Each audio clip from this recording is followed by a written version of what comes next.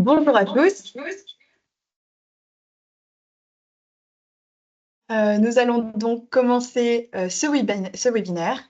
Je vous remercie tous d'être présents ici aujourd'hui. Donc, on est parti sur une durée d'1h30 qui sera divisée en deux parties. La première, ce sera sur l'aspect présentation. Donc, ce sera au total une présentation avec différents intervenants qui dureront 50 minutes. Et ensuite, nous échangerons pendant 30 minutes et c'est là où vous pourrez poser vos questions. À savoir que du coup, vos questions, vous pouvez les écrire tout au long du webinaire. Donc, c'est sur la partie Q et R que vous pouvez voir sur le partage d'écran. Tandis que à la seconde partie, donc les 30 minutes d'échange, là, avec plaisir, vous pourrez activer vos micros et échanger avec nous. Et donc, pour faciliter ces échanges, on va vous demander d'activer la main, donc pour lever la main. Et donc, ensuite, on se chargera de distribuer la parole. Concernant ce webinaire, donc il est enregistré. Par la suite, on vous repartagera le replay et également le PowerPoint qui vous sera présenté aujourd'hui de Planète Mer. Évidemment, donc vous êtes les bienvenus pour activer vos caméras. Et par contre, on va vous demander de couper vos micros tout le long de la présentation et même dans les temps d'échange, seulement les activer quand on vous donnera la parole. Je vous remercie d'avance et je vous souhaite un bon webinaire. Merci Laura pour ces précisions techniques. Donc moi, je me présente, je suis Audrey Lepetit, responsable pêche et coordinatrice du programme Pélamed. Donc tout d'abord, merci d'avoir répondu présent aujourd'hui pour ces 6e rencontres de Planète Mer, qui sont aussi les 4e rencontres que nous organisons dans le cadre du programme Pélamed. Donc, pour vous présenter un peu le programme de ce webinaire, donc comme Laura disait, il y aura 2 temps qui rythmeront cette session. Le premier avec les présentations d'environ 45 minutes. On commencera donc par Laurent Debat, le directeur général et le cofondateur de Planète Mer, qui vous présentera donc la structure Planète Mer, donc sa fonction, sa mission, ses domaines et son mode d'action, ainsi que la mission que nous sommes donnés dans le secteur de la pêche. Ensuite, je vous présenterai l'initiative Pélamed qui existe depuis maintenant 6 ans et qui est née dans le partenariat avec le comité départemental des pêches maritimes et des élevages marins du Var. Je laisserai ensuite la parole à Clémence, chargée d'évaluation d'impact au sein de l'entreprise sociale Improve, qui posera donc les bases théoriques de l'évaluation d'impact. Ensuite, Laura Vengott, donc, qui est étudiante en Master 1 à l'Institut Agro-Rennes Angers, illustrera donc les propos de Clémence par un cas d'étude concret, en vous présentant donc les résultats de l'étude qu'elle a menée dans le cadre de son stage de césure et qui portait donc sur la mesure d'impact de Pélamed. Et je reprendrai la parole pour conclure en vous présentant les grandes lignes de la suite que nous envisageons pour le programme Pélamed. La deuxième partie, donc, ça sera le temps des échanges, des questions et des réponses. Donc, n'hésitez pas à utiliser les outils que Laura vous a présentés juste avant. Et je vais laisser la parole maintenant à Laurent.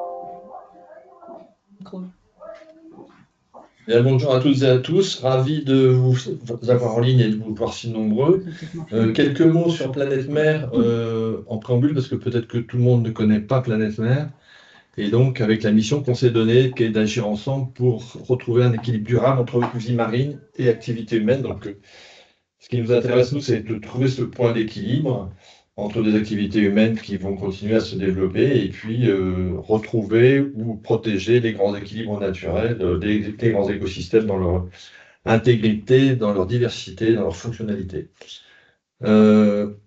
On a une philosophie d'action qui s'appuie sur 2 grands principes. Le premier, c'est qu'on part toujours d'une problématique de terrain, qu'elle soit de protection, de gestion, de connaissance ou de restauration. Et on va essayer de mettre en place des solutions à partir de cette problématique pour la résoudre. Et si tout va bien, petit à petit, l'apporter au niveau des politiques publiques, une fois qu'elle a démontré son efficacité. Donc c'est une sorte de lobbying remontant par la preuve de terrain et aussi par l'acceptation par les différentes parties prenantes. Et c'est la deuxième caractéristique de la façon dont on travaille, c'est qu'on agit toujours avec les différentes parties prenantes en les mettant autour de la table, en cherchant effectivement à trouver la bonne solution qui puisse se permettre de faire avancer les choses. Vous allez voir comment ça fonctionne, notamment dans Pélamed. Alors tout ça, ça se décline en trois domaines d'action. Protéger la biodiversité marine et littorale, gérer les ressources de pêche et restaurer les écosystèmes dégradés. Donc protéger, gérer, restaurer. La protection, nous on le traite à travers le prisme des sciences participatives, à travers deux grands programmes qu'on mène, Biolite, qui est notre programme de sciences participatives sur la biodiversité et le littoral, et notre participation à un grand programme européen qui s'appelle MARA, sur le volet sciences participatives, et qui est porté par l'OFB, lui. La gestion des ressources de pêche, on va voir ça avec Pélamède, et donc Audrey va nous raconter tout ça. Et puis la restauration, on travaille sur la restauration de récifs coralliens, non pas en France, mais en Indonésie, dans la partie indonésienne de la Papouasie-Nouvelle-Guinée. Pour ce qui concerne donc aujourd'hui, on va focaliser sur la partie gestion en particulier. Et donc là, c'est dans ce domaine-là qu'effectivement, on met tout en œuvre aujourd'hui à partir du programme qu'on a initié en 2018 pour co-construire avec les pêcheurs et les autres acteurs clés du secteur, des actions concrètes de terrain et tout ça pour aller vers une gestion plus durable et une transition vers une pêche responsable et durable. Alors, avant de passer la parole à Audrey, je voudrais juste vous donner un élément de contexte de Planète Mer. Depuis maintenant un peu plus d'1 an, on s'est engagé dans une démarche pour mesurer l'impact de nos programmes, ceux qui sont en cours et ceux qui sont à venir. Et c'est en ça qu'on se fait aider par le cabinet Improve, l'entreprise sociale Improve, là, pour avancer là-dessus, à la fois sur de la formation et de l'action. C'est un travail qui est très particulier. Et on a choisi comme programme martyr, si je puis dire, Pélamède, et donc c'est ce qu'on va vous présenter tout à l'heure. Et donc c'est les premiers pas de cette démarche, et on voulait effectivement partager ça avec vous, parce qu'on sait qu'il y a beaucoup d'acteurs, notamment vous tous, qui êtes intéressés par mesurer vos propres impacts et partager notre expérience. Les premiers pas de cette expérience-là, vous allez voir que c'est complexe, que c'est passionnant, mais qu'on n'est pas encore au bout de nos peines avant de pouvoir vraiment mesurer nos impacts. Voilà, je laisse la parole à Audrey qui va prendre la suite. Merci. Et très bon webinaire à tous. Hop, mon micro. Donc voilà, maintenant je vais vous présenter le programme Pélamède, donc pêcheurs engagés pour l'avenir de la Méditerranée, avec donc ses objectifs et les grandes actions que l'on a menées depuis 2018 sur le territoire pilote du Var, en étroite collaboration avec le comité départemental des pêches maritimes et des élevages marins du Var. Donc, tout d'abord, ce programme, si ça veut bien passer, hop. Voilà, donc Pélamède, c'est un programme qui vise à créer et mettre en place une gouvernance collective fondée sur le système prud'homal pour une gestion adaptative et partagée de la petite pêche côtière en Méditerranée française. Donc, quand on parle de gestion adaptative, c'est au regard des contextes environnementaux, sociaux, voire économiques des territoires, et partagée, c'est-à-dire partagée entre les différentes parties prenantes, les pêcheurs, l'administration, les scientifiques, les gestionnaires d'espaces protégés et les ONG. Pour nous, le maintien d'une petite pêche côtière, qui est une activité structurante des territoires, ça passe par l'implication des pêcheurs et des parties prenantes dans cette gestion des biens communs que sont les ressources halieutiques. Et pour ça, il est indispensable de s'appuyer sur des systèmes de pêche traditionnels, comme on a en Méditerranée, que sont les prud'homies de pêche, à condition, bien sûr, de moderniser ces institutions au contexte du contexte actuel et en tenant compte de l'ensemble des parties prenantes, mais aussi des contextes socio-économiques des différents territoires. Alors, pour cela, on a défini 4 objectifs stratégiques. Le premier qui vise à acquérir des connaissances biologiques et écologiques sur les principales ressources exploitées par la pêche, mais aussi socio-économiques, donc cette fois-ci sur les activités de pêche. Le deuxième objectif, c'est de moderniser les prud'homies de pêche et de les replacer au cœur d'une nouvelle gouvernance. Pour ça, il s'agit de redéfinir le rôle, leur mission, et de proposer une mise à jour des outils, de leurs outils de gestion, que sont notamment les règlements prud'homaux. Le troisième objectif est de faire respecter les réglementations en vigueur, en facilitant son accès, sa compréhension et en renforçant également la surveillance et le contrôle des pêches. Et enfin, le dernier objectif stratégique, c'est de mettre en place un dialogue territorial entre les différentes parties prenantes de la gestion adaptative et partagée. Alors, comment on a construit Pélamed? Donc, on l'a vraiment construit dans une démarche participative, puisqu'au démarrage, avec le comité des pêches du Var, nous avons fait le tour des 8 prud'hommies de pêche afin d'identifier et de recenser les besoins, les problématiques et les enjeux des pêcheurs sur ces territoires. On a ensuite traduit tout ce que nous avons recensé au niveau des 8 prud'hommies en actions que l'on a soumis au comité de pilotage. Et le comité de pilotage, c'est l'organe de décision du programme et il est composé exclusivement de pêcheurs professionnels. On avait un représentant pêcheur de chaque prud'homie au sein du comité de pilotage. Et c'est ce comité de pilotage, ce COPIL, qui décidait, qui votait des actions prioritaires à mettre en place, à mettre en œuvre, donc que ça soit voilà, sur des actions ou sur les espèces à suivre. Et cette mise en œuvre, elle se faisait par une équipe projet qui était donc composée de Planète Mer et du comité des pêches. Alors, si on résume ces 6 années de collaboration et d'action dans le Var, tout d'abord sur connaître, donc ce sont vraiment des pêcheurs qui s'engagent dans l'acquisition de connaissances, donc en fournissant des échantillons de rouget barbé, notamment aux scientifiques du GIS Posidonie et du MIO avec lesquels on a travaillé, afin que ces scientifiques mènent une étude pour définir la variation spatiale et saisonnière de la condition corporelle relative, de la reproduction et de l'alimentation de cette espèce dans les eaux varoises. Ils s'en sont engagés également en collectant des données dans le cadre de la mise en place d'un protocole d'auto-échantillonnage sur l'oursin violet comestible et sur le rouget barbé de roche, avec comme objectif donc d'approcher une méthode d'évaluation et de suivi indirect de l'état de ces populations et de fournir des arguments chiffrés aux professionnels afin qu'ils puissent faire des recommandations, des propositions de gestion sur ces espèces. Et la troisième grande action qui a été menée dans le cadre de cet objectif stratégique, ça a été en collaboration avec l'UMR Amur de l'Ifremer Brest, dans le cadre d'une analyse des données d'observation débarquement dans le cadre du programme OBSEB entre 2008 et 2018, qui est un programme de l'Ifremer, qui visait à définir le profil du navire de pêche type du Var et de ses 4 principales flottilles de pêche, et de définir également la dépendance économique des flottilles, que ce soit aux espèces ou aux métiers.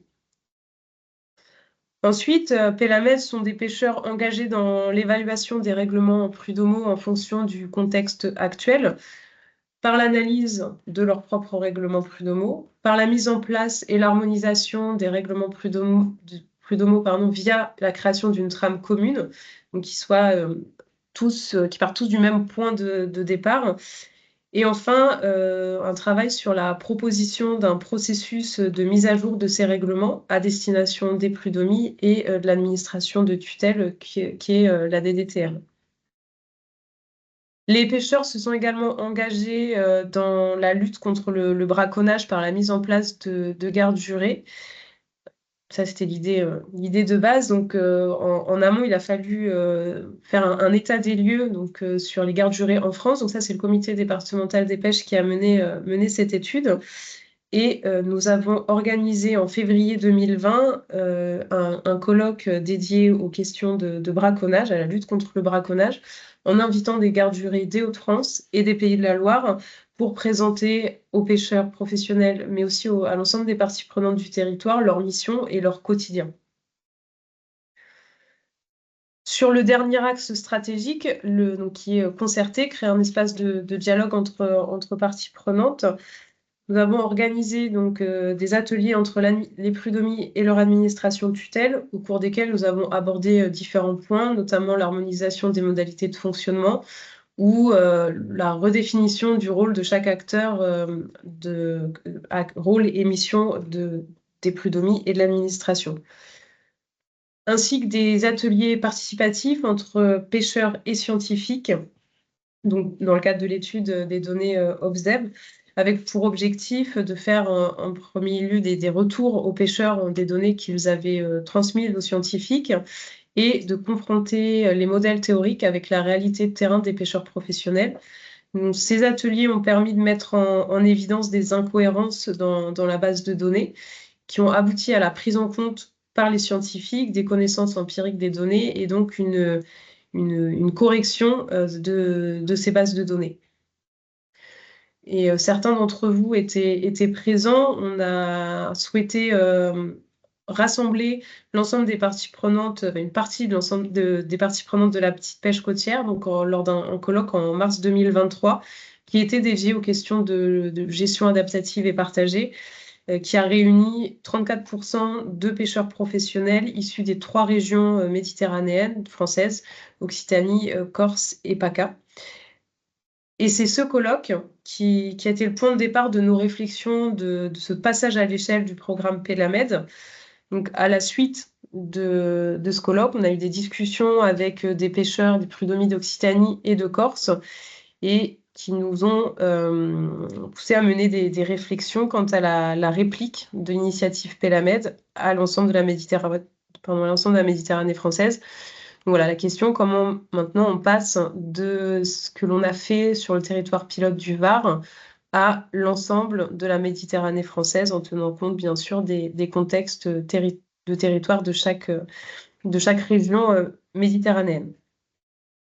Et donc, ces perspectives de changement d'échelle, en amont, on ne s'est pas lancé bille en tête à aller déployer Pélamed comme ça.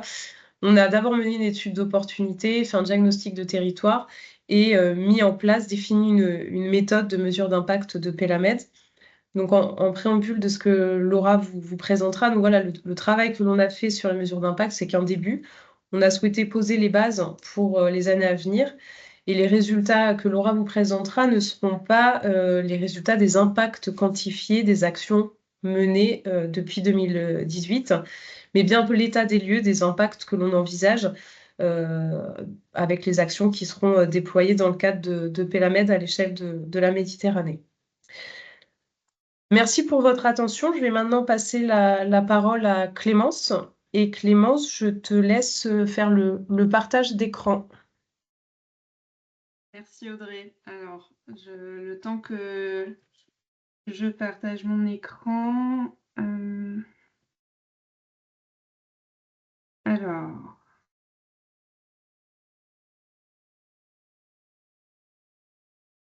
Est-ce que tu as la main sur le partage? Ça arrive. Oui, j'ai la main sur le Super. partage. C'est en train de charger. Est-ce que vous voyez mon écran? Alors, pas encore, non. Et je vois rien qui arrive.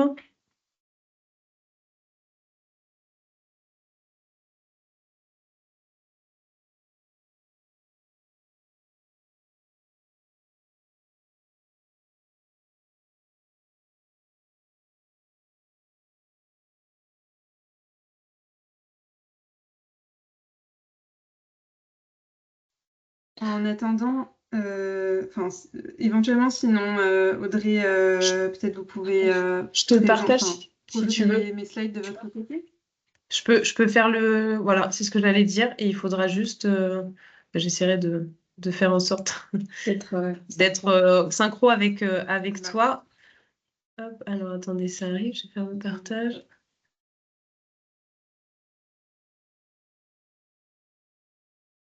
Donc là, vous voyez bien mon écran. Et je vais le mettre en pleine page. Un écran. Hop, est-ce que c'est bon là? Ouais. Parfait, merci Audrey. Alors, je vais couper mon micro, Clémence, du coup, mais je te vois à côté normalement. Très bien. Eh bien, tu peux passer la première slide, Audrey. Donc, bonjour à toutes et tous. Je m'appelle Clémence Glaise, je suis chargée d'évaluation au sein du cabinet d'impact social Improve. On est vraiment spécialisé dans l'évaluation d'impact social, donc plutôt ce qui se passe au niveau de l'humain, même si une évaluation d'impact social peut aussi recouvrir différentes dimensions, dont de l'impact environnemental, de l'impact économique, etc.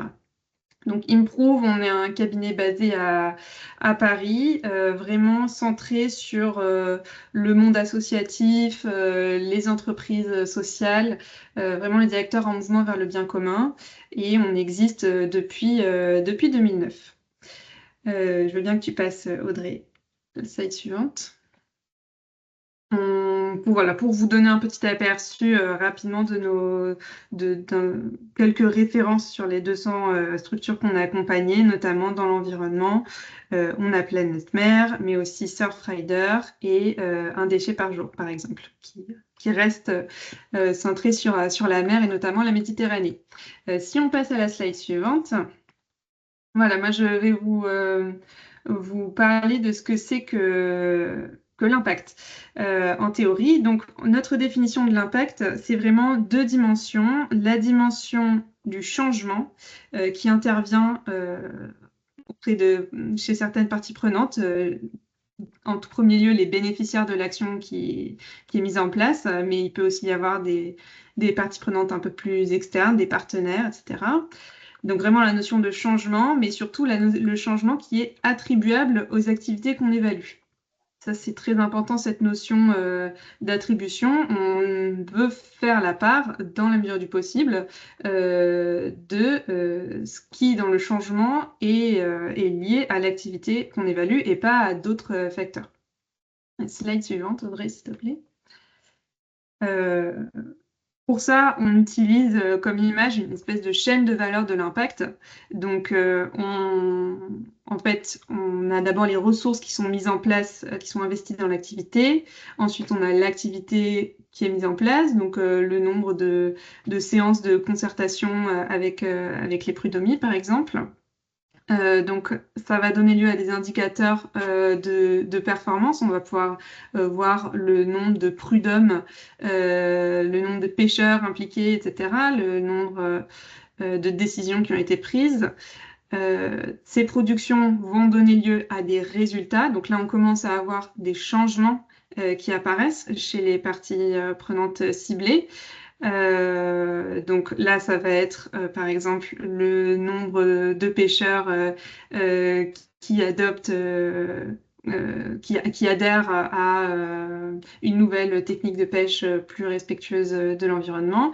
Et enfin, là où on va un peu plus loin avec l'impact, c'est de voir parmi ces pêcheurs qui ont adopté cette nouvelle technique de pêche, pour quelle proportion d'entre eux est-ce que c'est dû au moins en partie au programme Pélamed. Voilà, donc c'est là vraiment on fait la distinction entre le résultat et l'impact. Merci Audrey, oui, tu peux passer à la suite. Pourquoi est-ce qu'on mène des évaluations d'impact? Il y a deux grands types d'enjeux. D'abord, il y a des enjeux stratégiques. On peut vouloir faire de la mesure d'impact pour vérifier la pertinence d'une innovation sociale, un nouveau programme qu'on met en place, voir si ça fonctionne. L'impact peut permettre, l'évaluation d'impact peut permettre d'optimiser justement nos actions, que ce soit des actions nouvelles ou déjà mises en place depuis un moment. On va voir ce qui fonctionne pas en matière d'impact et à partir des résultats, trouver des idées de changement dans nos manières de faire pour que ça ait plus d'impact sur les parties prenantes. Et d'autre part, on a des enjeux de communication. Donc là, c'est plus tourné vers l'externe. On va vouloir valoriser son action. On va vouloir convaincre de nouveaux partenaires, des financeurs, des élus, des administrations de travailler avec nous. Ou alors, on veut prouver vraiment plus ou moins scientifiquement, plus ou moins rigoureusement l'existence de l'impact de nos actions.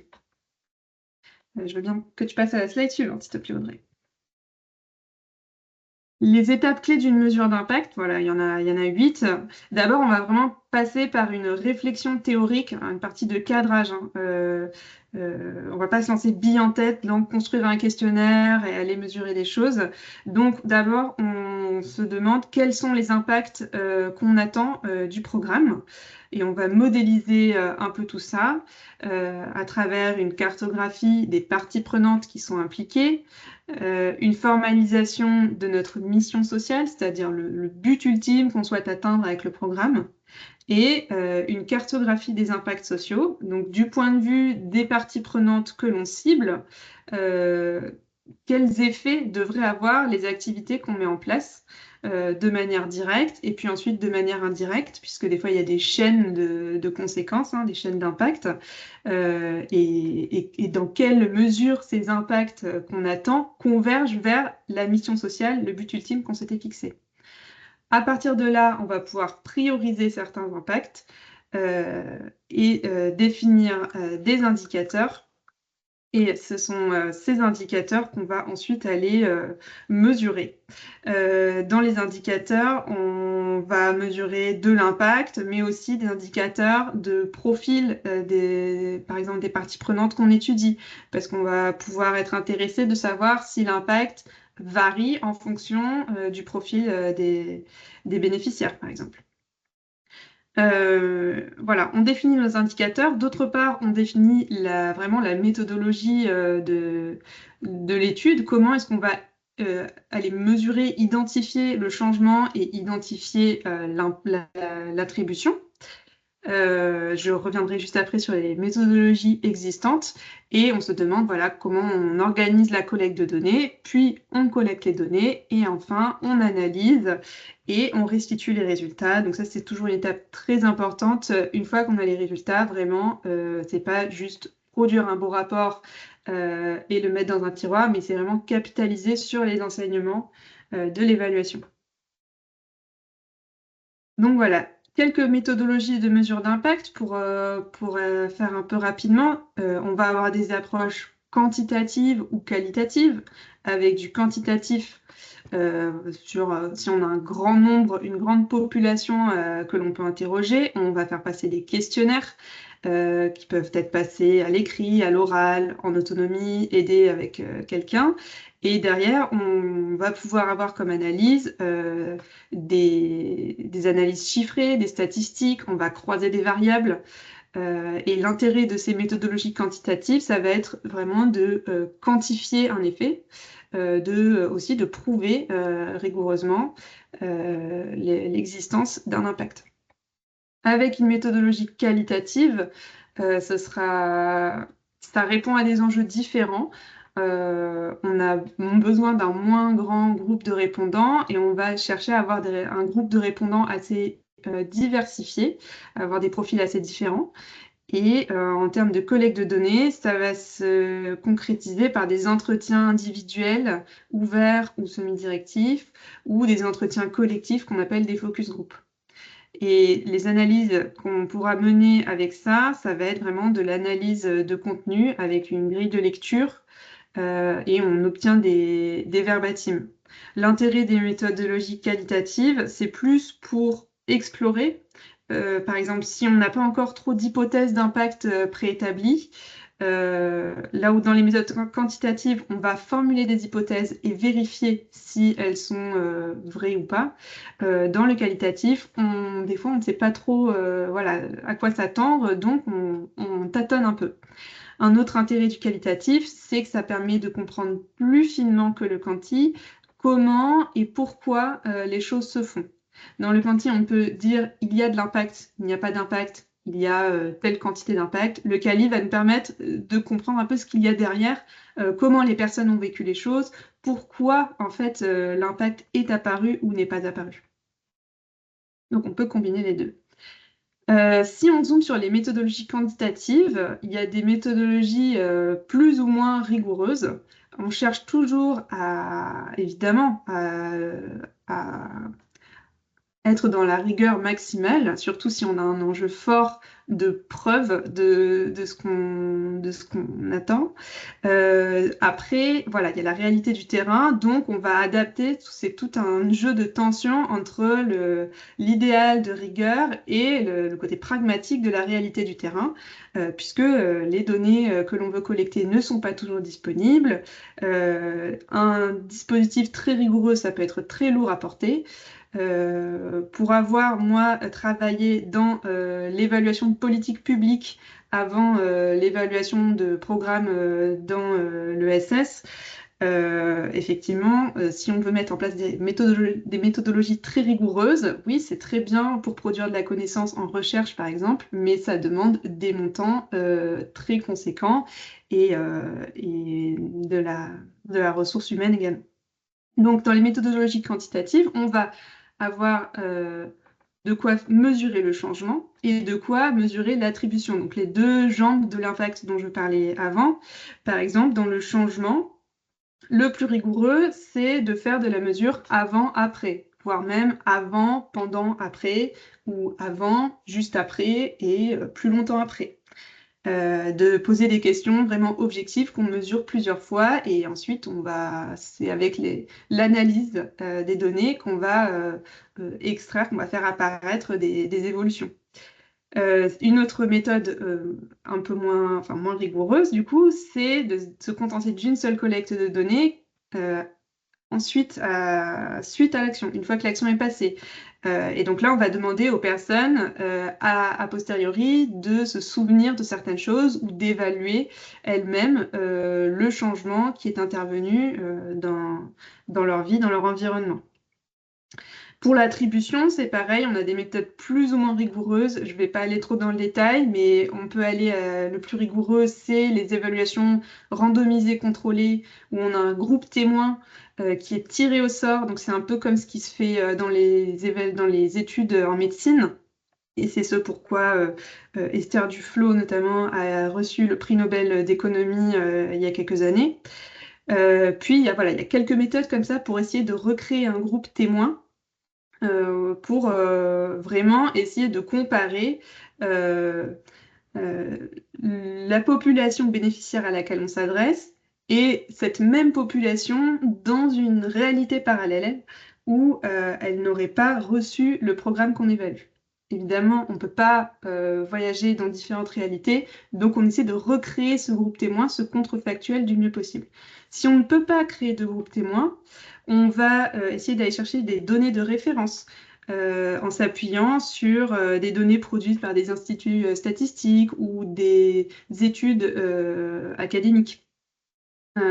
Et si vraiment ces données ne sont pas disponibles, ce qui est possible, notamment quand on est dans une innovation, dans un programme novateur, un sujet peu exploré, dans ce cas, on ne pourra pas avoir de groupe témoin et on sera plus dans du déclaratif.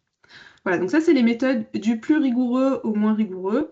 On peut combiner un peu les méthodes de mesure du changement, les méthodes de mesure de l'attribution. Encore une fois, c'est toujours répondre au mieux aux enjeux de rigueur, mais être pragmatique quant à la réalité de terrain. Voilà, merci Audrey. Slide suivante.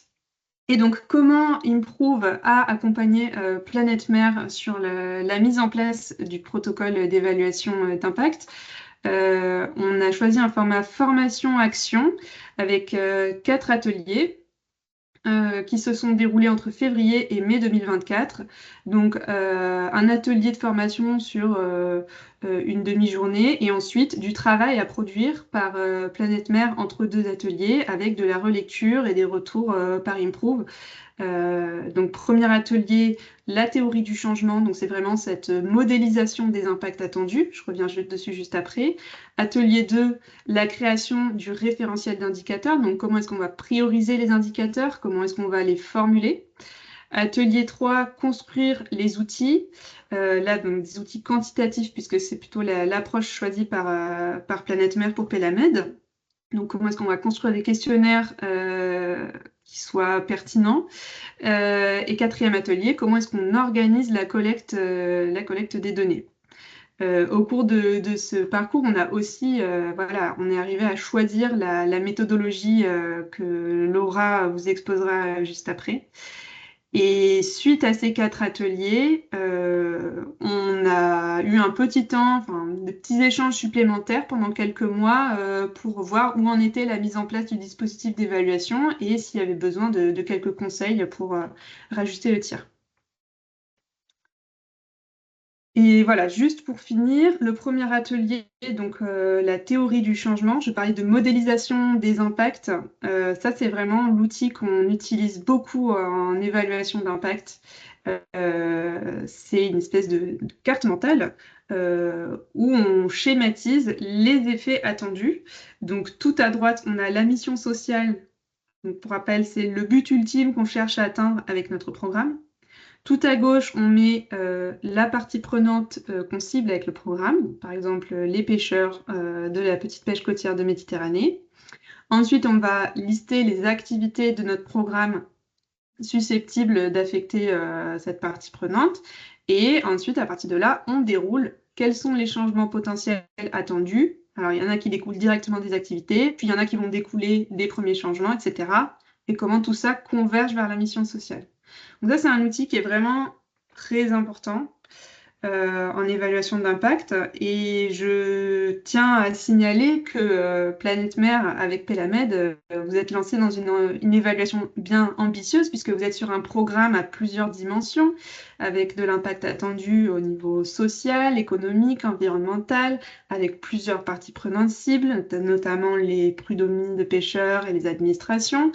Donc, pour cartographier les impacts, ça a été un énorme travail. Puis après, la priorisation des impacts derrière, ça a été un gros travail aussi. Voilà, je laisse la parole à Laura. Merci. Merci Clémence pour ces éclairages sur la mesure d'impact. Alors, je vais changer d'écran, partager la présentation de Laura.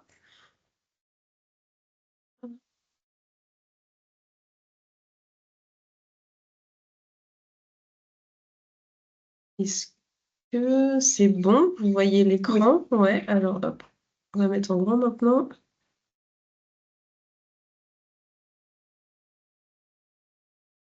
Non, c'est pas passé. Voilà. Je te laisse la parole, Laura, et je coupe mon micro. Très bien. Plus d'écho, c'est bon. Ah bah, merci beaucoup, Audrey. Donc maintenant que vous avez été introduit à la notion de mesure d'impact de manière générale, nous allons maintenant passer à comment on l'a appliqué au programme Pélamed. Et donc pour cela, on a suivi une démarche scientifique. Donc c'est sous cette forme que je vais vous présenter cela aujourd'hui, avec 3 grands axes principaux: un matériel et méthode. Ensuite, on passera aux résultats que j'ai pu obtenir à ce jour et à la partie discussion. Donc Audrey l'a déjà précisé, les résultats, ce ne sont pas les résultats des impacts, mais ça va être quels sont les retours que j'ai eus sur la première collecte de données. Donc, Clémence l'a déjà introduit, il y a différentes étapes et la première, c'est d'identifier les différentes parties prenantes. Et pour cela, on s'est appliqué à faire une cartographie des parties prenantes. Donc d'abord, on liste toutes les parties prenantes qui sont liées de près ou de loin au programme Pélamed et on va ensuite les répartir sur la cartographie que vous pouvez voir sur votre partage d'écran. Ce qu'il en ressort de cette cartographie, parce que c'est classé selon le degré d'impact du programme et l'implication de la partie prenante, il en ressort que les parties prenantes qui vont être ciblées pour cette mesure d'impact seront les prud'hommes et les administrations, donc ici composées de la DIRM et des DDTM. Maintenant que nous avons nos parties prenantes, il faut passer à l'identification des impacts. Donc ici, les impacts qui sont théoriques. Donc pour ça, on va utiliser la méthode de la TOC, Theory of Change. Clémence l'a déjà mentionné tout à l'heure. Et comme elle l'a dit, d'abord, on définit la mission sociale qui est tout à droite. Donc pour le programme Pélamed, c'est de créer et de mettre en place une gouvernance collective. Et cette gouvernance collective, elle est fondée sur le système prud'homal pour une gestion adaptative et partagée de la petite pêche côtière en Méditerranée française. Et le but, disons, final, global, c'est de tendre vers une pêche durable d'un point de vue économique, social et écologique. Ensuite, on peut voir sur cette TOC, sur la partie gauche, du coup, les actions qui ont été identifiées du programme, les résultats que l'on en attend, et ensuite les impacts, à quoi mènent les résultats, selon les impacts, qui sont ici divisés en 3 colonnes. Nous avons les impacts à court terme, le moyen terme et long terme. Je vais éviter de tous vous les lire, car je ne pense pas que c'est le plus intéressant ici aujourd'hui. Maintenant que les impacts ont été définis et les parties prenantes grâce à la méthodologie d'Improve, il faut passer à l'identification des indicateurs. Donc, c'est ce qui va ensuite nous permettre de définir notre questionnaire, car il faut savoir en fait, qu'est-ce qu'on cherche à mesurer à travers notre questionnaire. Et donc, pour ça, l'indicateur, il peut avoir différentes natures. Donc, il y a caractérisation. Donc là, ça va être, est-ce que vous êtes un homme, une femme? Donc, identifier notre interlocuteur. Ensuite, on a les indicateurs, ils peuvent être de type performance. Donc ça va être plutôt des indicateurs de suivi. Et enfin, ce qui est très intéressant pour ensuite conclure sur l'impact du programme, ça va être les indicateurs de résultat. Donc là, c'est juste observer un changement. Et l'indicateur d'impact, ça va être un résultat, donc observation d'un changement, que l'on peut attribuer au programme Pelamed. Ensuite, l'indicateur, il peut être quantitatif ou qualitatif. Et nous avons choisi de prioriser au maximum les indicateurs quantitatifs ou semi-quantitatifs pour ensuite avoir une bonne analyse statistique par la suite. Et ensuite, une fois qu'on a identifié tous ces indicateurs, il faut souvent faire un tri. Nous, ça a été le cas parce que notamment pour une partie prenante, on a dû se retrouver avec plus de 140 indicateurs. On ne va pas poser 140 questions à notre partie prenante. Donc, pour faire ce tri, on a eu différents critères. Déjà, du coup, il faut qu'il soit en priorité quantitatif. Ensuite, il faut que l'indicateur cible un impact qui est prioritaire et que cet impact, il est aussi attribuable au programme et que son apparition, en fait, sa manière on pourra le mesurer sur une durée accessible. Donc ici, ce sera en 5 ans. Et également, on souhaite que l'indicateur il soit facilement mesurable. Une fois qu'on a tous ces indicateurs, il faut les ranger dans un référentiel. Et ce référentiel, au total, on a dû en faire 2, car on ne pouvait pas poser les mêmes questions aux 2 parties prenantes que j'ai déjà citées, prud'homie et administration. Donc au total, on a dû faire 2 référentiels distincts. Ensuite, ces référentiels, ils sont organisés sous 6 sous-thématiques. C'est d'ailleurs ces thématiques et cette structure que l'on retrouve dans le questionnaire final. Là, les axes étant caractérisation de l'interlocuteur, connaissances biologiques et écosystémiques. Ensuite, on passe à la gestion de la petite pêche côtière, le respect des réglementations, l'aspect dialogue entre les différentes parties prenantes et enfin, la reconnaissance des prud'homies sur le territoire. Enfin, alors là, c'était juste pour vous montrer concrètement comment se structure ce référentiel. Eh bien, on voit qu'on retrouve différentes colonnes, dont notamment l'indicateur, qu'est-ce qu'on mesure. Et ensuite, cet indicateur, il est associé à sa question et les réponses possibles. Et donc de là, à partir de ce référentiel, on va pouvoir en déduire notre questionnaire final. Donc maintenant qu'on a pu créer notre questionnaire, il faut savoir comment on collecte nos données. Et donc déjà, combien de collectes on fait? Ici, on est parti sur 3 collectes sur une échelle de temps de 5 ans. Donc la première collecte de données, c'est ce que j'ai effectué. Donc c'est celle qui a lieu en 2024, le T0. Et ensuite, on va faire 2 collectes de données, une intermédiaire dans 2-3 ans et une dernière dans 5 ans. Et c'est en comparant ce que répondent les différentes parties prenantes au cours de ces 3 collectes de données qu'on va pouvoir voir s'il y a une évolution, un changement et donc un potentiel impact. Ensuite, qui est-ce que ça concerne au niveau des collectes? Eh bien déjà, il faut choisir l'intervieweur. Nous, cet intervieweur, ici, pour la collecte en amont, c'était moi. Il faut qu'il ne connaisse pas les interlocuteurs et il est seulement là pour aider à comprendre. En aucun cas, il ne doit influencer les réponses. Ensuite, on a les interlocuteurs. Donc ici, ce sera les prud'homies et les administrations. Ça ne change pas. On a décidé de tous les contacter et de ne pas faire de groupe témoin, car on voulait favoriser un maximum de réponses. Sachant que des fois, déjà, la base de données, par exemple, pour les prud'homies est restreinte, vu qu'on n'a que 33 prud'homies sur la façade méditerranéenne. Enfin, comment on collecte ces données?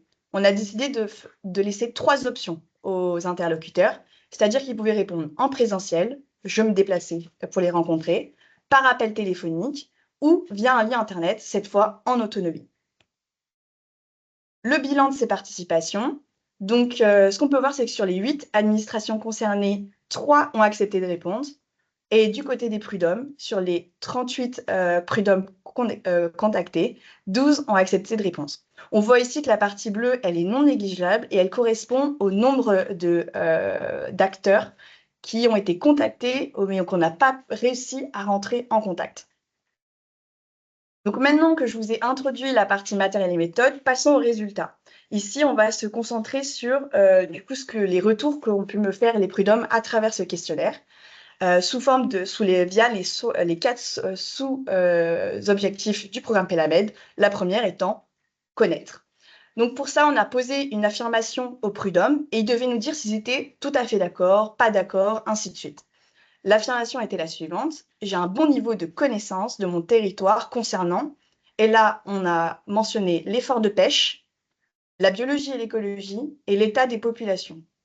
Ce qu'on remarque ici, c'est que donc la moyenne, elle est aux alentours de plutôt d'accord pour toutes les notions de biologie et d'écologie, et que à la rigueur, il y a une plus grande variabilité pour la partie biologie et écologie comparée à l'effort de pêche et l'état des populations. Ensuite, thématique gérée. Donc pour ça, notre premier graphique à gauche concerne la part des pêcheurs qui ont assisté à la dernière assemblée générale de leur prud'homie. Et donc, on a pu distinguer les pêcheurs expérimentés et les jeunes pêcheurs, sachant que les jeunes pêcheurs, c'est des pêcheurs qui sont en activité depuis moins de 5 ans. Et donc, on voit ici sous forme de taux de participation en pourcentage. Et on peut voir que les jeunes pêcheurs, donc c'est important de noter quand même qu'ils sont beaucoup moins nombreux que les pêcheurs expérimentés au sein des prud'homies, quand ils sont présents, eh bien, ils ont tendance à participer légèrement plus aux assemblées générales. Mais ça peut également s'expliquer, donc c'est pas quelque chose qu'on voit ici sur le graphique, parce que certaines prud'homies sont plus importantes que d'autres. Et donc, par exemple, quand on a une cinquantaine de pêcheurs et que sur les 50, il y en a 3 qui sont jeunes, les 3 vont venir aux assemblées générales, mais sur les 50, peut-être qu'on n'en aura pas les 50 pêcheurs expérimentés. Mais pour les plus petites prud'homies, là, il y a beaucoup plus de participation. Ensuite, sur le graphique de droite, on s'est intéressé à la part du temps consacré chaque mois par les premiers prud'hommes à la gestion de la prud'homie. Donc là, pareil, c'est sous forme de pourcentage de temps donné à la prud'homie à l'échelle du mois. Et on voit que la variabilité, elle est grande. La moyenne, elle est aux alentours de 15%. Mais les 50% des réponses varient entre 5% et 50%. Donc c'est très variable entre les différentes prud'homies. Ensuite, troisième thématique du programme Pelamed, surveiller. Pour cela, on a redonné une affirmation aux prud'hommes. Les réglementations sont respectées au sein de votre prud'homie et là, on s'est intéressé aux pêcheurs professionnels et aux pêcheurs de loisirs. Et ce qu'on constate, c'est qu'il y a une distinction des pêcheurs de loisirs avec les pêcheurs professionnels, qu'ils soient au sein de la prud'homie ou hors de la prud'homie. Donc, c'est qu'il y a un sentiment de la part des prud'hommes que les pêcheurs de loisirs sembleraient moins respecter les réglementations que les pêcheurs professionnels. Car là, la moyenne est de plutôt pas d'accord, tandis que pour les pêcheurs professionnels, elle est de plutôt d'accord, donc dans le positif. Enfin, dernière thématique, concertée. Donc pour là, on s'est intéressé aux fréquences d'interaction des prud'hommes avec d'autres parties prenantes. Donc ici, les pêcheurs professionnels de leur prud'homie, les DDTM et les comités, qu'ils soient départementaux ou régionaux. Le bilan de leur retour, c'est que, évidemment, les premiers prud'hommes étant eux-mêmes des pêcheurs, ils vont pouvoir échanger de manière journalière avec les pêcheurs de leur prud'homie, tandis que pour les autres acteurs, DDTM et comités, là, la moyenne, elle est mensuelle avec une variabilité peut-être légèrement plus élevée pour les comités départementaux en fonction des prud'homies qui ont répondu. Donc voilà pour ce qui était de la partie retour des résultats. Et maintenant, je vais vous présenter les différents freins et les leviers qu'on a décidé de mettre en place pour les prochaines mesures qu'on a pu identifier tout au long de mon stage. Le premier frein auquel j'ai été confrontée, ça a été que parfois, j'avais certains contacts auxquels je n'avais que l'email et ça s'est avéré peu efficace. C'est-à-dire que, prenons l'exemple des prud'hommes, sur les 13 contactés où je n'avais que le mail, seulement un m'a fait un retour. Donc, c'est plus difficile de rentrer en contact avec certaines parties prenantes si j'ai seulement l'email. Parfois, et donc, c'est pour ça que le levier identifié, ce serait de favoriser un maximum les appels téléphoniques. Et donc, ça sous-entend essayer d'avoir accès aux contacts téléphoniques. Ensuite, le deuxième frein, c'est que la collecte de données a été freinée par les élections prud'homales, car il s'agit d'une période intense pour les parties prenantes identifiées. Et donc pour cela, pour les prochaines mesures d'impact, les prochains temps de collecte, il faudra essayer de cibler des périodes plus calmes pour les interlocuteurs et donc favoriser leur participation. Ensuite, il a été difficile pour les administrations de répondre nominativement, car notre questionnaire, en fait, il s'adressait aux personnes de manière individuelle. Or, l'administration, ça fait plus de sens pour eux de répondre à l'échelle d'un service, d'une structure, qu'à l'échelle d'un individu, d'un poste, parce que le poste, il a ses propres spécificités. Et en plus de ça, la personne, elle ne répond pas à son nom, mais au nom de la structure. C'est pour ça que nous avons nous avons fait le choix que les administrations, lors de ces questionnaires et pour les prochaines temps de collecte, répondent à plusieurs au nom d'un service de la structure. Enfin, dernier frein, on a été, du coup, certaines administrations n'ont pas voulu participer à la collecte de données, car Pelamed est circonscrit au Var. Ils ne se sentaient pas assez reliés au programme pour pouvoir s'impliquer.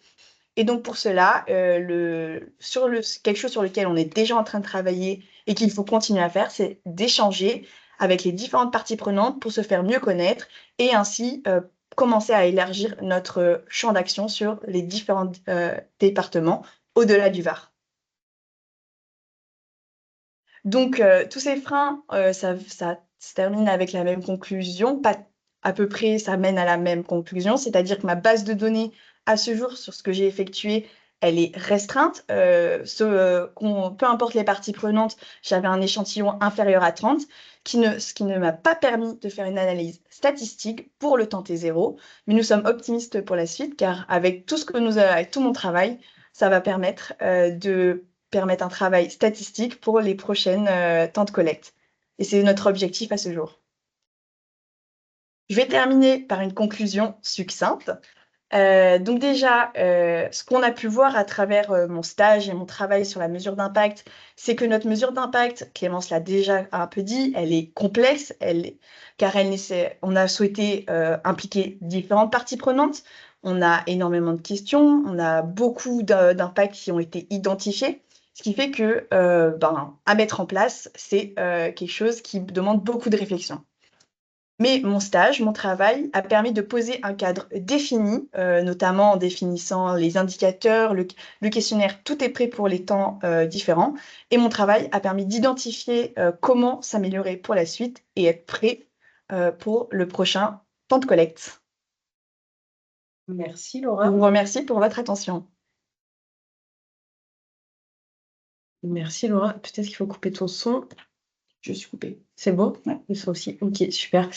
Merci beaucoup. Donc, comme vous pouvez le constater, la mesure d'impact, c'est un chantier à Planète Mer et pas un petit chantier. Et en tout cas, voilà, c'est primordial pour Planète Mer et pour le programme Pelamed, tout le travail qui a été fait par Laura pour permettre de définir une méthode, un cadre pour le programme Pelamed avant son déploiement à l'échelle de la Méditerranée. Ça nous permet de calibrer cette méthode, de revoir aussi nos ambitions en faisant des choix pas toujours simples de priorisation des indicateurs essentiels à suivre. Maintenant, la question qui se pose à nous, c'est la façon dont nous allons répliquer Pelamed. Donc, comment changer d'échelle? Comment passer du Var à la Méditerranée française, donc incluant la Corse, l'Occitanie et la région sud PACA, donc c'est-à-dire les 2 départements frontaliers du Var. Et tout ça, bien sûr, en prenant compte des spécificités de ces territoires, dans le but de mettre en place une gouvernance qui soit collective, vous l'avez compris, fondée sur les prud'homies de pêche, pour une gestion qui soit adaptative et partagée, en se focalisant sur des actions qui visent à connaître, gérer, surveiller et concerter. Donc c'est là tout l'enjeu de Pelamed et de Planète Mer pour l'année 2025. Et hop, la slide suivante. Voilà, donc aussi un peu le plan d'action de façon très macro de ce que nous envisageons cette année. Donc, nous sommes le 11 mars 2025, donc voilà, c'est le point orange. Avec ce webinaire, pour nous, ça fait un peu office de préfiguration dans ce processus de changement d'échelle. Et les prochaines étapes, elles vont arriver très rapidement. Donc, entre avril et mai, nous organiserons des rencontres individuelles avec les parties prenantes prioritaires que l'on a identifiées lors de l'étude d'opportunité, donc sur les trois régions, avec pour objectif de ces rencontres de présenter en détail le programme, parce que là on est resté de façon très macro, d'identifier vos enjeux, vos besoins, vos problématiques sur vos territoires respectifs, et de commencer à identifier des axes de travail pertinents. Au cours de l'été, la suite de ces rencontres, c'est avec les parties prenantes, bien sûr, qui adhèrent et qui souhaitent prendre part à Pélamède, ça va être de contractualiser des partenariats après avoir proposé des actions concrètes, avoir co-construit des plans d'action et bien sûr défini les rôles et les missions de chacun dans ce programme. Et ensuite, à l'automne, ça va être de définir le modèle de pilotage et de gouvernance de Pélamède sur le même fonctionnement que ce que l'on a pu faire à l'échelle du Var, mais cette fois-ci à une échelle beaucoup plus grande, en proposant un modèle de gouvernance, de pilotage du projet, donc en constituant notamment un comité de pilotage, en définissant les règles de fonctionnement. Et ce que nous souhaiterions, c'est d'organiser le premier comité de pilotage au courant décembre 2025. Donc, il y a du travail qui nous attend. Et la vocation de Pélamède, en fait, qui est à l'image de Planète Mère, c'est de faire avec, en testant des solutions qui soient concrètes, de terrain, afin de répondre aux enjeux et aux problématiques des parties prenantes à l'échelle des territoires. C'est pourquoi, pour nous, en fait, il est essentiel que l'on soit dans une démarche de co-construction des différents plans d'action pour mettre en œuvre ensuite, de façon collective, les actions qui en découleront. Donc, je reviendrai vers vous dans les prochaines semaines pour prendre rendez-vous. Et si d'ores et déjà le pro... Et, Alors, je moi, sais je pas reviens à 4,29 pour le Merlin. Je sais pas qui parle, mais il y a un micro qui ne doit pas être coupé. Pas tout confondu. Bertrand, je pense que c'est ton micro qui n'est pas coupé. Ouais. Donc voilà, si d'ores et déjà le programme Pélamède fait écho à vos actions, aux projets que vous menez, vous pouvez déjà vous rapprocher, enfin m'envoyer un mail ou prendre contact avec moi par téléphone. Je vous mettrai dans le chat mes coordonnées. En tout cas, je vous remercie pour votre attention et place aux questions. Voilà, on vous mettra aussi dans le chat si vous voulez en savoir plus. Voilà, les liens vers les études que l'on a faites ainsi que le documentaire de la prime à l'aube. Et maintenant, voilà, place aux discussions, aux échanges. Et je vais arrêter le partage parce que je ne vous vois pas et c'est assez frustrant. Et c'est Baptiste qui s'occupait de regarder s'il y avait des questions dans le chat ou voilà, de lever la main. Donc, pour les questions, déjà merci à... Je peux utiliser le micro de droite? Si vous entendez, c'est bon. Oui, tout le monde m'entend. Ouais, c'est bon, tout le monde entend. Un échange. Du coup, pour les questions, donc déjà merci à nos intervenantes du jour. Et donc pour les questions, vous avez un onglet questions-réponses. Vous pouvez poser vos questions ici ou alors lever la main. Et donc les premières questions seront les premières questions répondues. Et on donnera la parole aux mains qui se lèvent dans l'ordre où elles se lèvent.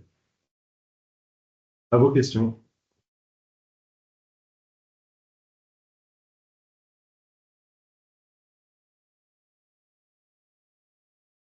Je vois que c'est un sujet qui inspire. Oui, je vois qu'il y a une main levée. Une main levée, Eric Bachel. Oui, bonjour, vous m'entendez? Oui, on t'entend. Oui, bonjour, merci déjà, bravo pour ce superbe webinaire. Moi, j'avais une question en termes de méthodo par rapport à la mesure d'impact. Et quand je vois le timing 2029, c'est vrai que ça paraît long et on est toujours impatient de savoir quels sont les impacts de nos actions ou des programmes. Est-ce qu'il n'aurait pas été possible, même si c'est plus approximatif, de faire une étude rétrospective, de se dire par rapport aux objectifs qu'on avait et qui étaient en gros les mêmes il y a 5 ans au niveau de la mission de Pélamède, de voir rétrospectivement si les objectifs sont ou si les impacts sont relativement atteints, mesurables. Est-ce qu'il n'y a pas une méthode comme ça qui existe? Du coup, si vous voulez, je peux répondre et ensuite je laisserai Clémence ou Audrey compléter. Je te confirme qu'en effet, ça a été envisagé de soit faire une mesure d'impact parce que Pélamède existe depuis 5 ans maintenant, ou alors le deuxième choix et celui qu'on a retenu, c'était de lancer notre mesure d'impact maintenant pour voir comment ça allait évoluer et voir l'impact, mais pas le passé, mais sur le futur, sur comment on va évoluer. Maintenant, comme tu l'as déjà sous-entendu, c'est que cette première méthode que tu proposes, elle est beaucoup moins précise, car on va demander aux personnes, aux interlocuteurs, selon leur ressenti, à quel point le programme Pélamède a été relié à ce changement. On va leur dire, par exemple, à votre avis, est-ce que votre connaissance, elle a évolué positivement? Si oui, est-ce que vous pensez que c'est grâce au programme? Donc, c'est assez approximatif et ça dépend du ressenti des interlocuteurs. Tandis que choisir la deuxième option, ça permet vraiment on leur demande des questions à l'instant T, sans forcément relier tout de suite au programme Pélamède. Et ensuite, quand on voit le changement, on pourra ensuite, à la dernière mesure, leur demander, pour vous, est-ce que c'est relié au programme? Et en plus, vu qu'on est dans un contexte où on change d'échelle, eh bien, ça nous paraissait intéressant de s'intéresser aussi à cette période-là et pas à la période passée. Okay. Clémence, je ne sais pas si tu veux compléter. Ouais, non, j'ai rien d'autre à ajouter. C'est vrai que là, on est sur un programme qui est sur du temps assez long, donc on a intérêt à faire plusieurs temps de mesure dans le programme. Et je crois que la première partie de Pélamède était aussi sur plusieurs années déjà, au moins 2-3 ans Oui. peut-être. Donc là, c'est pareil, rétrospectivement, c'est un peu compliqué de demander aux gens de se rappeler à 2-3 ans. Sur quelques mois, c'est possible, mais voilà. Merci. Okay, merci pour votre réponse. L'idée que j'avais derrière, c'était de me dire que ça aurait permis peut-être de se dire, déjà l'un n'empêche pas l'autre, on peut faire une étude rétrospective et engager celle pour des résultats dans 5 ans. Et je me dis que ça aurait peut-être pu être intéressant, même si c'est approximatif, entre guillemets, d'avoir justement un message à pouvoir donner. Là, c'est pour la partie communication de l'impact, notamment aux différents partenaires, mais aussi aux payeurs, quels qu'ils soient, donateurs ou fondations et autres partenaires financiers, de pouvoir déjà leur donner quelques pistes d'impact. Mais bon, de toute façon, ça a été fait autrement, mais voilà, c'était juste une réflexion. Merci en tout cas pour vos réponses très précises. Peut-être que je peux compléter, ça c'est pas, ça suit pas une méthode d'évaluation de mesure d'impact, mais avec le comité des pêches, avec Stéphanie Joubert, on a fait j'appellerais ça des enquêtes de satisfaction. En fait, on a interrogé à mi-parcours et à la fin de la première phase de Pélamède dans le Var, les membres du COPIL et les pêcheurs qui étaient impliqués directement, soit dans le COPIL, soit dans la collecte des données par auto-échantillonnage, soit sur le travail de mise à jour des règlements prud'homaux, qui a permis aussi de réorienter ou de répondre un peu plus aux enjeux et aux besoins des professionnels de façon, on va dire, plus directe qu'en utilisant ces temps de mesure un peu plus longs.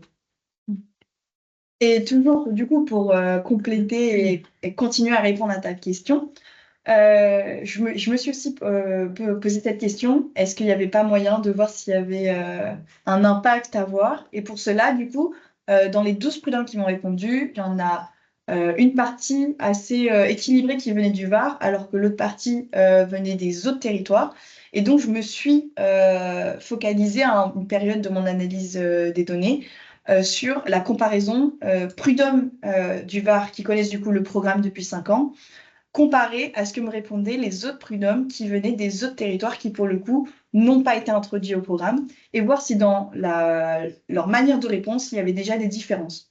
Et donc, bon, j'ai pas pu faire des différences qui étaient viables statistiquement parlant, Mais au final, j'ai pas vu tant de différence que ça dans les manières de répondre. Et je pense aussi que c'est lié à mon échantillon qui est trop petit à ce jour. Mais c'est quelque chose peut-être qu'on pourra faire sur le deuxième plan de collecte, de voir, essayer de comparer les réponses des prud'hommes qui connaissent déjà le programme avec ceux qui ne le connaissent pas. Ok, merci. Très bien, merci pour sa réponse. On a une autre main de levée, celle de Laurence. Oui, bonjour à tous. Bravo pour ce bel exposé et puis la démarche. Moi, je la trouve intéressante. La méthode est intéressante. C'est carré. Bon, voilà. C'est euh, c'est quand même une vaste entreprise. Et en fait, je me posais la question de si vous aviez testé de manière peut-être plus informelle le, le tissu, l'ambiance, la faisabilité d'un tel projet, parce que là, vous passez à une échelle tout autre. Euh, les contextes sont très différents entre le Var et l'Occitanie, par exemple, pour ne citer que ces deux échelles. Et donc, est-ce que vous avez des indices qui vous permettent de penser que ça va marcher ou bien il y a une demande pour un projet à cette échelle ou un tel type de démarche, alors qu'au fond, il y a des prud'homies, des comités régionaux, toute une organisation de la pêche. Et est-ce que cette initiative va arriver opportunément et vous avez des indices pour ça, ou bien ça peut être une vraie difficulté parce que les gens ne sont pas prêts ou c'est pas le moment. Comment vous Alors, mesurez ça? Voilà. donc oui, c'est pour ça. Donc le colloque que l'on a organisé à Toulon en 2023, bah, en fait, ça fait tout simplement 2 ans, quasiment jour pour jour, que l'on a fait ce colloque et ça fait donc 2 ans qu'on est dans ces réflexions. Et voilà, ça prend du temps. Donc, on a travaillé en amont à voilà, une étude d'opportunité, bien comprendre les territoires, la différence qu'il pouvait y avoir entre ces territoires, les différences de fonctionnement aussi des prud'homies. Nous, ce qui nous a poussé et ce qui nous a encouragé à étendre la démarche, c'est des discussions avec certaines prud'homies côté Occitanie, mais aussi en Corse. Donc, je ne sais pas s'ils sont là, mais si je crois, Eva, je te vois. Du coup, les premières, pour pas vous citer, hein, c'est la prud'homie de Palavas qui, avant même le colloque, est venue, nous a contactés en disant cette vision des prud'homies, elle est intéressante et on s'y retrouve. Pourquoi on met autant de temps de notre côté? C'est que bah, c'est pas simple ce changement d'échelle. Ce qui nous a été dit, que ça soit côté donc pêcheurs prud'homies ou aussi administration, alors là pour le coup je reste dans le Var ou d'autres parties prenantes, c'est le côté intérêt qu'ils y trouvaient et pourquoi le laisser rester à l'échelle du Var quand on parle d'une organisation qui est généralisée à l'ensemble de la Méditerranée. Donc tous ces indices nous ont poussés à mener ces réflexions. Aujourd'hui, je pense qu'on est mûr. C'est pour ça qu'on a organisé aussi ce webinaire et en étant très factuel, en disant voilà, on va venir à votre rencontre pour répliquer la façon dont on a démarré Pélamed sur le Var.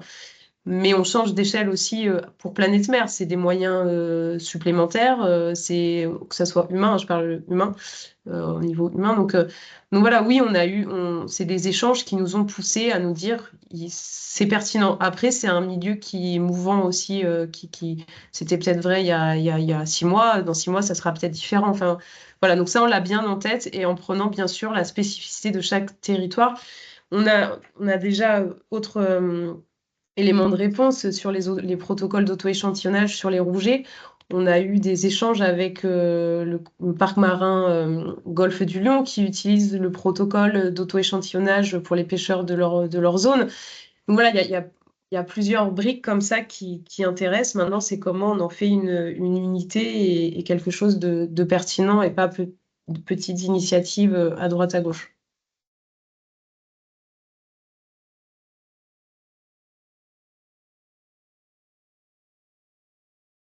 Merci Audrey par ta réponse.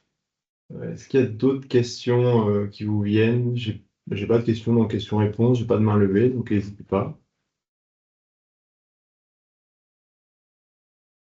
Laurence, oui. Oui, voilà, s'il n'y a pas d'autres questions. Les pêcheurs qui n'ont pas répondu, les prud'hommes qui n'ont pas répondu, est-ce que vous allez essayer de les recontacter ou est-ce que le protocole l'interdit? C'est-à-dire que vu que vous allez interroger à temps régulier pour voir l'avancement, comment vous allez procéder? Parce que il y a eu l'histoire de les contacter par email. Ben oui, ça marche pas très bien les enquêtes comme ça. On l'a testé sur d'autres types d'enquêtes, mais c'est pas facile. Donc voilà, comment vous faites pour ceux que vous avez loupés? Mais parce qu'on est quand même tenté d'aller les repêcher, ceux-là. Bien sûr. Oui, oui, bah, donc ton intuition est la bonne. Donc, au vu de l'échantillon assez restreint, en effet, normalement, on est censé garder cet échantillon et le suivre sur les différentes collectes de données. Mais on a décidé que mon expérience de ce stage, elle a servi pour poser le cadre, pour un peu tâter le terrain, si je peux dire.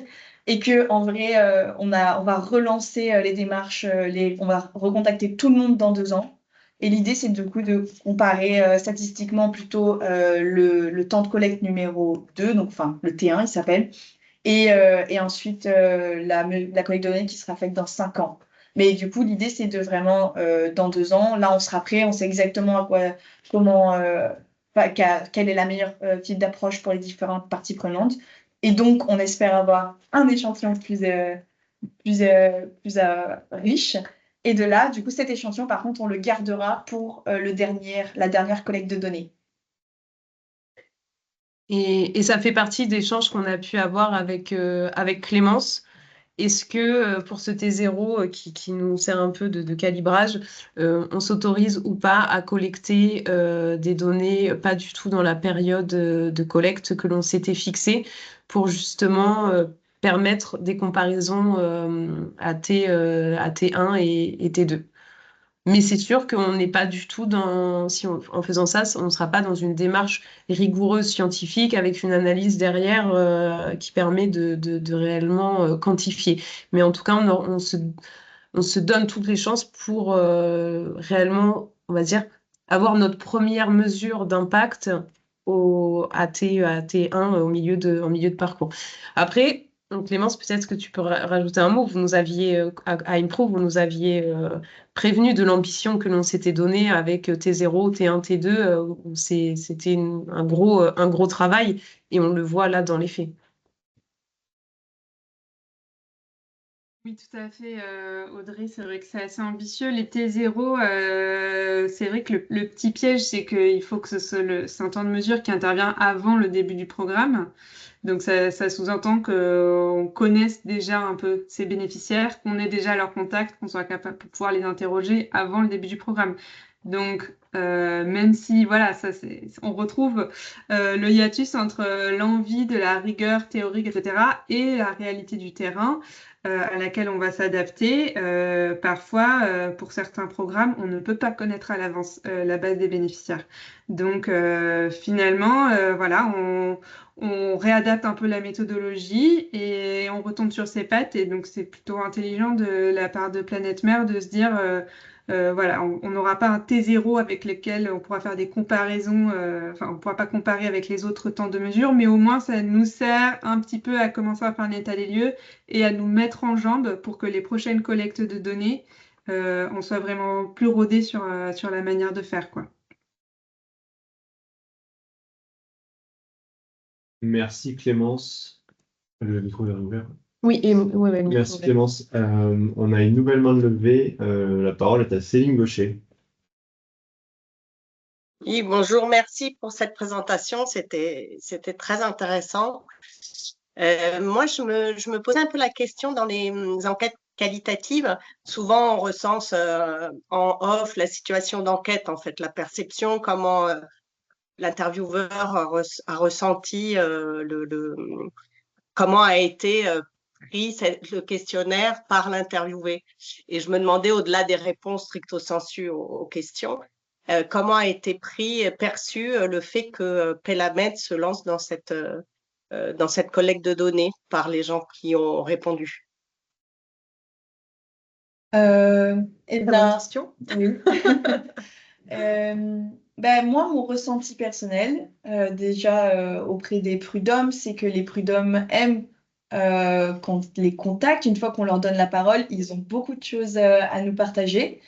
Et donc, certains étaient déjà volontaires, car ce qu'il faut savoir, c'est que sur la structuration de notre rencontre, que ce soit présentielle ou téléphonique, bon, ils pouvaient également répondre aussi de manière autonome, mais pour ce qui a été des fois où j'ai pu échanger avec eux, à la fin, donc on a une période, donc c'était 45 minutes pour répondre au questionnaire. Après, j'avais toujours un petit temps que je laissais pour discuter avec eux de manière libre et voir si d'eux-mêmes, il y avait des choses qui n'avaient pas été mentionnées dans le questionnaire et qu'ils souhaitaient nous partager, pour notamment, par exemple, dans un but d'orienter le programme Pélamède pour l'avenir. Et à chaque fois, il y avait toujours quelque chose à rajouter. Donc, c'est qu'ils sont assez volontaires et intéressés par la suite du programme et voir comment ça peut évoluer sur les différents territoires.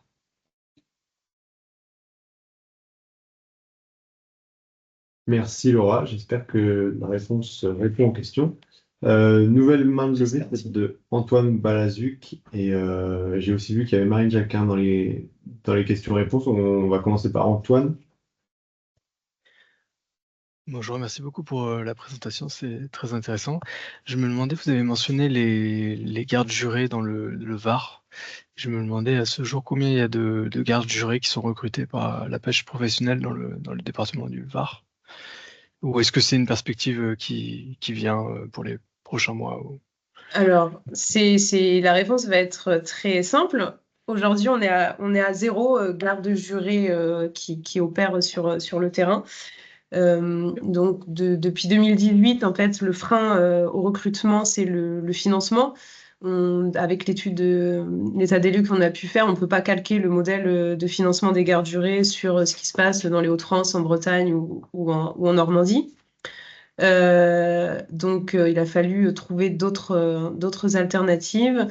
Là, on espère pouvoir recruter. On est en discussion avec des financeurs potentiels pour recruter des gardes jurés avant la fin 2025 pour le Var, avec un objectif de 3 gardes jurés qui auront, pour commencer, des priorités en termes d'action prioritaire, des contrôles à terre auprès des revendeurs à la débarque, donc revendeurs poissonniers, marailleurs et restaurants, et à la débarque voilà, sur le quai.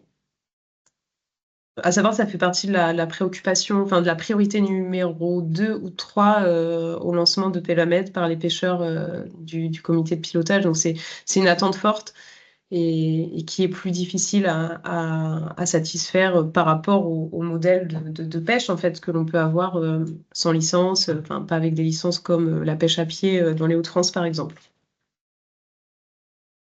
Ok, merci beaucoup. Merci Audrey. On a une question de Marine Jacquin. Est-ce que je peux la lire? Concernant la mesure d'impact du programme Pélamède, pourquoi y a-t-il plusieurs collectes de données? Voilà. Marine, si tu veux compléter. Merci, j'avais pas eu le temps de désactiver mon micro le temps que je cherche le bouton. Merci pour votre présentation. Et en fait, entre deux, au moment où j'ai posé la question, il y a quelques éléments de réponse qui ont été apportés peut-être de manière indirecte. Donc, je sais pas si vous voulez encore approfondir le sujet. Sinon, j'ai une autre question qui est un peu libre. Sinon, ce que je m'apprêtais à vous répondre, c'est que on a choisi de faire différentes plans de collecte de données pour pouvoir comparer en fait les réponses actuelles avec dans 2 ans, dans 5 ans. Bon, on a bien vu que là, on comparera seulement les réponses dans 2 ans et dans 5 ans. Et comme ça nous permet pas seulement de demander à l'interlocuteur, est-ce que pour vous, c'est associé au programme, mais de voir nous-mêmes s'il n'y a pas un changement. Et donc, une fois que là, le changement, il est observé, voir dans un second temps s'il est attribuable au programme. Et donc, ça nous permet d'avoir quelque chose de plus rigoureux.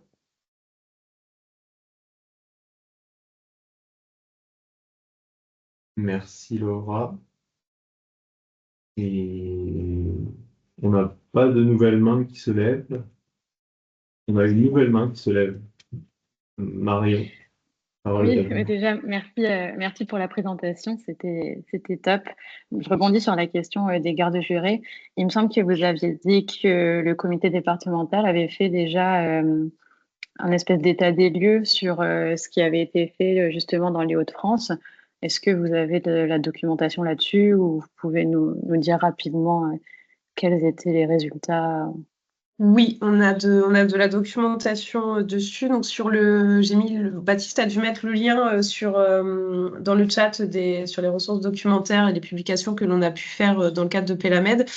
Ce qui en ressort, c'est en termes de modèle de financement, enfin, ils sont financés exclusivement. En fait, ils sont nés principalement pour les pêcheries à pied, des coquillages, où il y a eu une commission pêche à pied qui a été mise en place au sein des comités régionaux, avec tout un tas de mesures de gestion qui ont été proposées, dont des gardes jurés, dont des licences qui sont payantes. Et c'est le financement de ces licences qui permettent de financer une partie des salaires en fait, des gardes jurés. Donc, il y a les différents éléments sur le site de Planète Mer. Mais ici, on n'a pas du tout affaire au même type de pêche.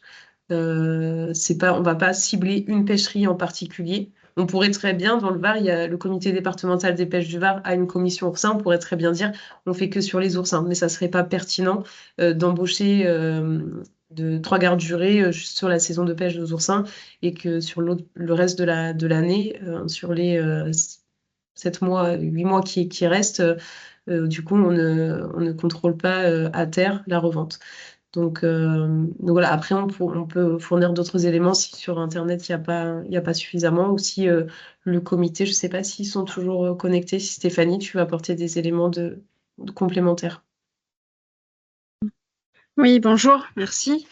Oui, on a un rapport, je crois qu'il n'est pas en ligne sur le site de Planète Mer. Après, je pense qu'il n'y a pas de souci pour vous le diffuser, mais c'est vraiment un état des lieux, en fait, suite à une enquête qu'on a fait auprès des autres comités régionaux qui recrutent, voilà, les difficultés qu'ils ont rencontrées.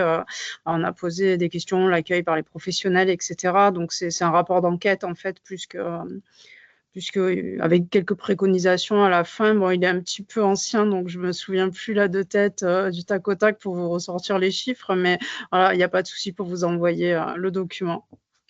Merci. Ok, merci beaucoup à tous les deux. Merci. Et juste au niveau de comment ça avait été reçu vis-à-vis des pêcheurs, ça avait été plutôt bien reçu dans les autres régions.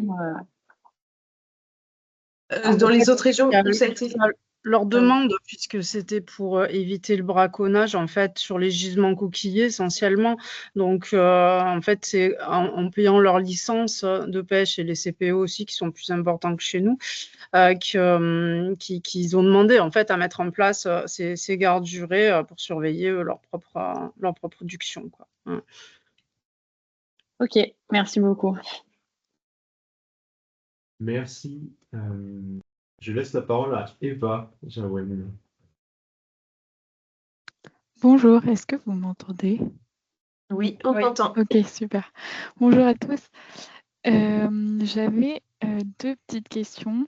La première, c'est vous avez abordé un point sur la modernisation du rôle des prud'hommes et je voulais savoir si vous aviez déjà une vision de ce que vous entendez par modernisation du rôle, au vu justement de la complexité du maillage institutionnel dans lequel se trouve cette institution.